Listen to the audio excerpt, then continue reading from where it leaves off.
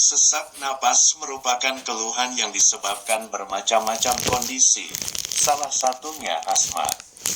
Untuk mengatasinya, Anda bisa dengan mudah membeli obat sesak napas di apotek.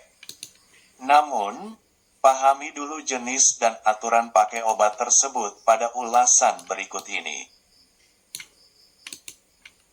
Ketika sesak napas datang, Anda tentu merasa tidak nyaman. Pada pengidap asma, kondisi ini ditandai dengan napas pendek dan bahkan keluarnya suara alias mengik.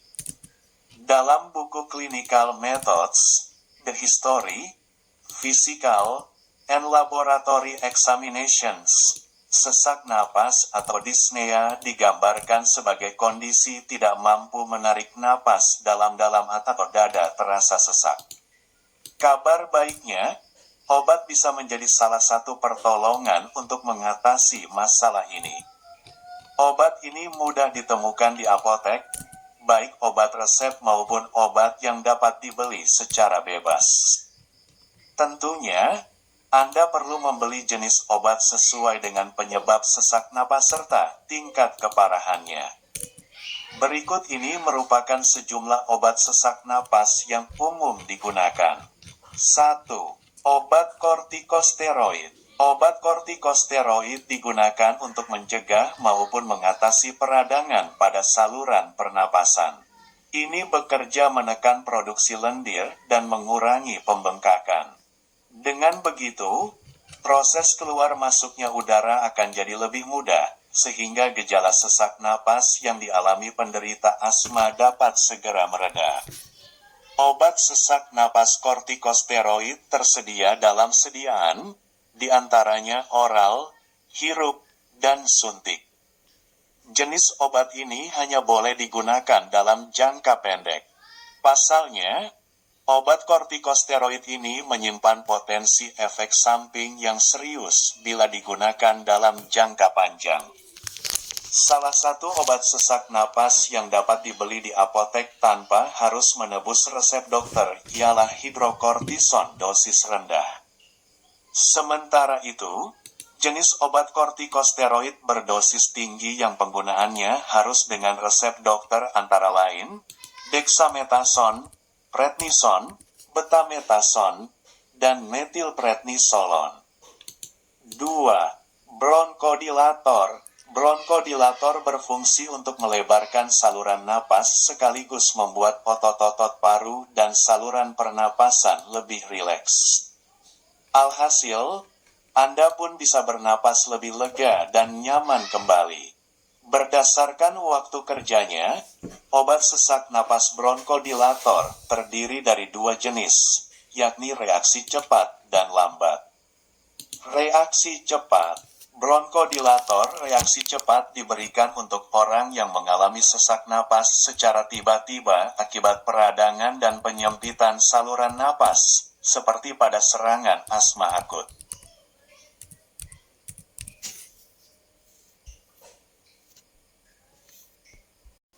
Reaksi lambat.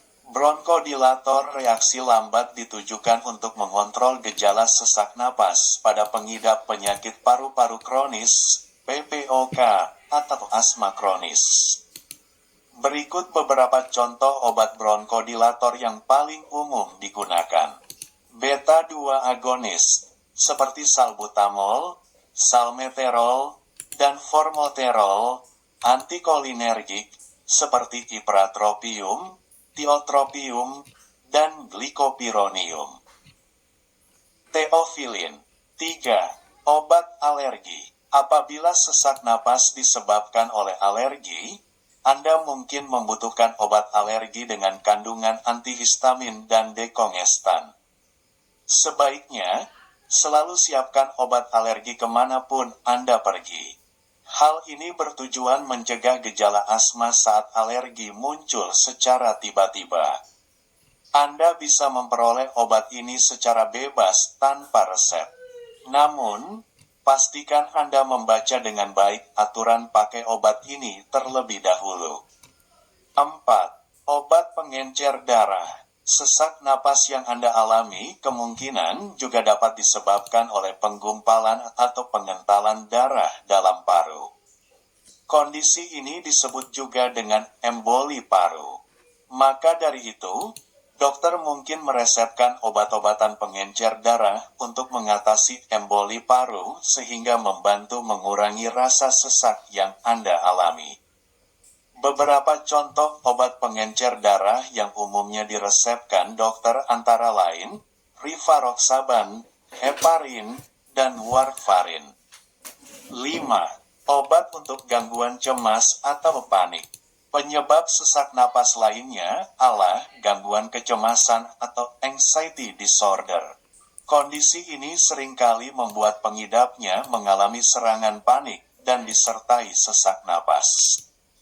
Oleh sebab itu, dokter Anda mungkin akan memberikan resep obat penenang. Obat ini bisa juga menjadi salah satu solusi untuk mengatasi sesak napas.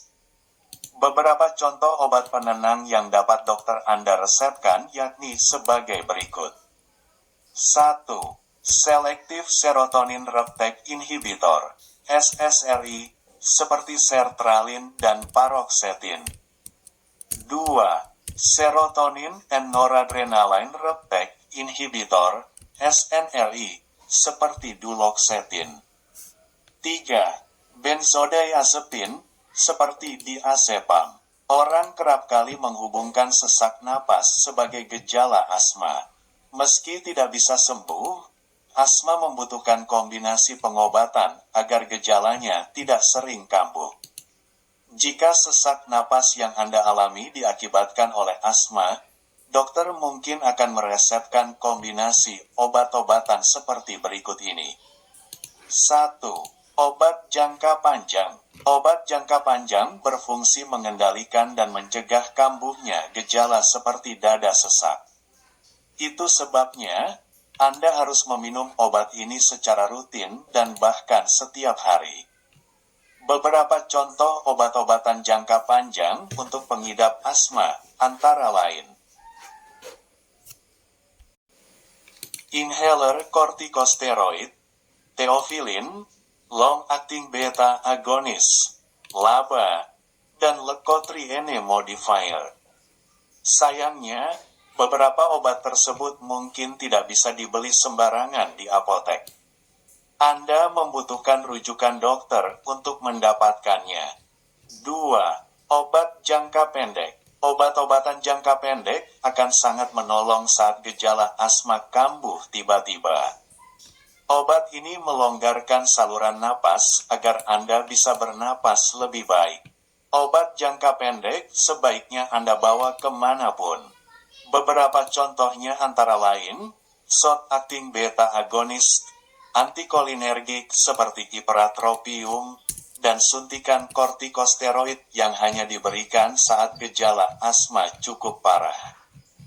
Bacalah aturan pakai yang tertera pada label kemasan obat secara cermat dan teliti. Jangan ragu untuk bertanya langsung dengan dokter atau apoteker bila Anda belum paham cara pakainya. Segera periksakan diri bila gejala asma tidak juga membaik, makin memburuk, atau Anda mengalami gejala tambahan yang tidak biasa. Makin cepat Anda mendapatkan penanganan dokter, makin baik pula efeknya untuk kesehatan Anda. Ada 3 jenis cara pemberian obat untuk sesak napas, yakni dihirup, diminum, dan disuntik. Obat hirup bekerja secara cepat karena langsung diberikan melalui saluran napas. Beberapa bentuk obat hirup yang umum digunakan yakni inhaler dan nebulizer. Selain itu, ada juga obat dalam sediaan oral atau diminum. Namun, obat jenis ini bekerja lebih lama karena harus dicerna dan baru disalurkan ke seluruh tubuh lewat aliran darah. Tidak hanya obat hirup dan minum, obat juga bisa diberikan dalam bentuk suntikan atau infus. Obat jenis ini biasanya digunakan dalam kasus sesak napas akibat asma alergi.